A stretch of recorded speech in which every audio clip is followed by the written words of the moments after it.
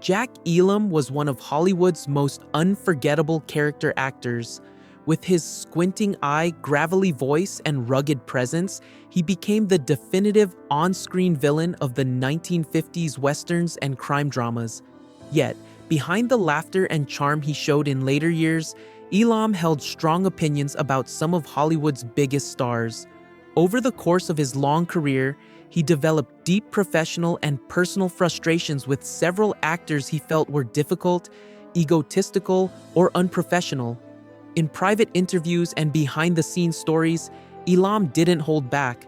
His comments reveal not only his own values, loyalty, professionalism, and respect for character actors, but also the harsh realities of Hollywood hierarchy.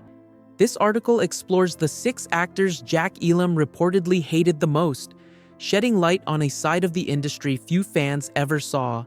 The early years. From Texas to Hollywood, Jack Elam was born William Scott Elam on November 13, 1918, in Miami, Arizona. He grew up during a time of national hardship and change, living through the Great Depression and the shifting cultural landscape of the 1920s and 1930s.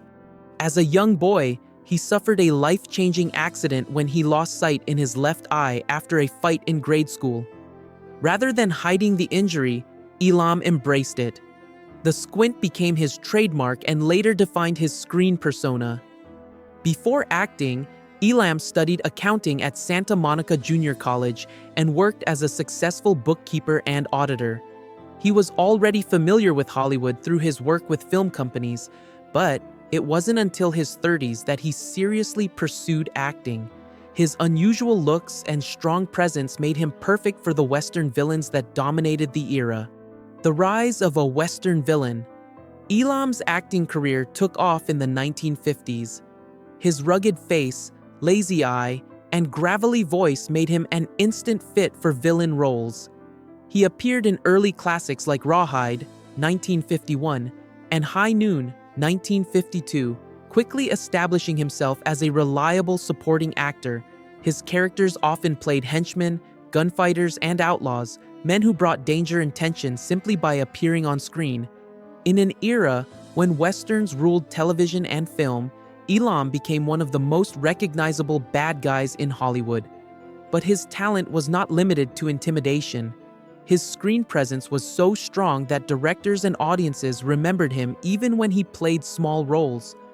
For many viewers, the sight of his squint signaled that trouble was coming, and that became his signature strength. Television success and multi-generation fame. Television became a major part of Elam's career. He appeared in countless Western series including Gunsmoke, Bonanza, Cheyenne, and Have Gun, Will Travel. He later co-starred in Alias, Smith and Jones, and appeared in Temple Houston and the Dakotas. In the 1980s, younger audiences discovered him through the comedy series Easy Street, where he played alongside Lonnie Anderson and Julie Harris. His transition from menacing outlaw to lovable old-timer made him a favorite across generations. His reputation on set was also that of a warm, witty, and professional actor, far different from the villains he played. Friends and co-stars recalled his humor and kindness, and he was known for sharing stories from Hollywood's golden age. Over his career, he appeared in more than 200 films and television programs, leaving behind a legacy few character actors could match. A life of love, loss, and loyalty. Jack Elam's personal life was shaped by 2 important marriages. He first married Jean-Louise Heigert in 1937, long before he became famous. Their relationship provided stability during the years he struggled to find his place in the world. The couple remained married for 24 years, surviving the tough years before Elam's acting career took off. Tragically, John died of colon cancer on January 24, 1961, leaving Elam devastated. Just 7 months later, he remarried, this time to Margaret M. Jennison. While some might question the speed of the remarriage, Elam valued companionship and stability above all. Margaret supported him through the peak of his career, and their marriage lasted 42 years, a rare achievement in Hollywood. Their long-lasting relationship showed a side of Elam that contrasted with his on-screen persona, a man who valued loyalty, family, and love. 1. Gary Cooper, a star who acted like a god. Gary Cooper topped Elam's list. Cooper was one of the most respected stars of his time, but Elam found him cold and distant. He believed Cooper treated supporting actors as if they were insignificant, and he disliked the sense of entitlement he sensed on set. Elam described Cooper as someone who acted like a god and refused to treat others as equals. He recalled working on sets where Cooper would glare or dismiss people without explanation. Elam felt this behavior was disrespectful to the character actors who helped make the film successful. Cooper's status meant few dared to challenge him, but Elam didn't hide his frustration. His anger wasn't about talent. He respected Cooper's skill. It was about attitude and the way Cooper's ego could poison the working environment. 2. John Wayne, the cowboy king who ruled by intimidation. John Wayne represented the ideal Hollywood cowboy, but Elam's admiration was mixed with resentment. He respected Wayne's charisma and box office power, yet he hated his domineering presence. Elam believed Wayne often controlled scenes and left little room for others to shine. On set, Wayne's attitude could feel authoritarian, like a man who ruled the set rather than collaborated. Elam once described him as someone who made actors feel like criminals for even existing. While Wayne was beloved by audiences, Elam saw the hidden side of his personality. He believed Wayne's ego sometimes disrupted creativity and teamwork. For Elam, who valued professionalism and collaboration, Wayne's behavior was a betrayal of what acting should be. 3. Marlon Brando, genius who destroyed the set. Elam's dislike for Marlon Brando was rooted in Brando's unpredictable behavior. Brando was famous for improvisation and creative spontaneity, but Elam saw this as chaos. He respected Brando's talent, but hated how Brando would change scenes at a moment's notice. Elam felt working with Brando was like walking through a minefield. Nothing was stable, and the rhythm of filming could collapse without warning. While many directors praised Brando's genius, Elam viewed it as a lack of discipline. He believed the set should operate with structure, and Brando's refusal to follow it disrupted everyone's work. Elam was not against creativity, but he believed professionalism mattered most. For him, Brando's talent did not excuse the damage his behavior caused. 4. Steve McQueen, the king of cool who worked alone.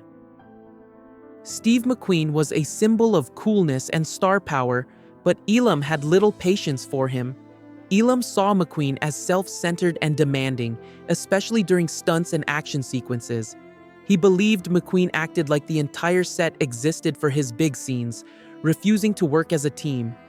Elam resented being treated as secondary, especially in ensemble work where cooperation mattered. McQueen's charm and talent were undeniable, but Elam felt his attitude created a toxic environment. For an actor who built a career on supporting roles, this behavior was unforgivable. Elam believed stunts and action sequences required teamwork, and McQueen's refusal to collaborate was selfish and disrespectful. 5. Kirk Douglas, ambition without compassion. Elam's dislike for Kirk Douglas was more personal. He respected Douglas's commitment to acting, but believed his ambition crossed into ruthlessness. Elam described Douglas as someone who bulldozed through sets to get what he wanted, often ignoring the needs of others.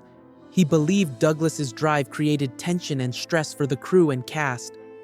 While Douglas's work ethic was legendary, Elam felt it came at a cost. He saw Douglas as a man who valued his own success above collaboration and respect. For Elam, who believed acting was a team effort, Douglas's behavior was a betrayal of what the industry should be. The intensity that made Douglas great also made him difficult. 6. Elizabeth Taylor, a beauty with a volatile temper. The final actor on Elam's list was Elizabeth Taylor. Her beauty and charisma made her a Hollywood legend, but Elam found her temper and mood swings exhausting. He described Taylor as someone who could charm a room but become impossible when she wasn't in the mood. Elam respected her talent but disliked how her diva-like behavior could disrupt filming. He believed the cameras became the enemy when Taylor was unhappy, and the entire crew suffered. Elam saw the pressures of stardom, but he believed professionalism should still matter. For him, Taylor's unpredictability was a sign of selfishness, and her reputation as difficult was not exaggerated. The actor behind the squint. Jack Elam remains one of Hollywood's most beloved character actors, a man whose screen presence could command attention in a single glance. Yet his private opinions reveal a different side of Hollywood, one where ego, power, and status can overshadow talent and teamwork. Elam's criticism of these 6 stars was not about jealousy, but about respect. He believed that acting was a collaborative craft and that professionalism mattered more than fame. His candidness shows that even the most famous actors could be deeply disliked by their peers. In the end, Elam's legacy is not only his iconic roles, but also the values he stood for: loyalty, humility, and a belief that every actor, no matter how small the role, deserved respect.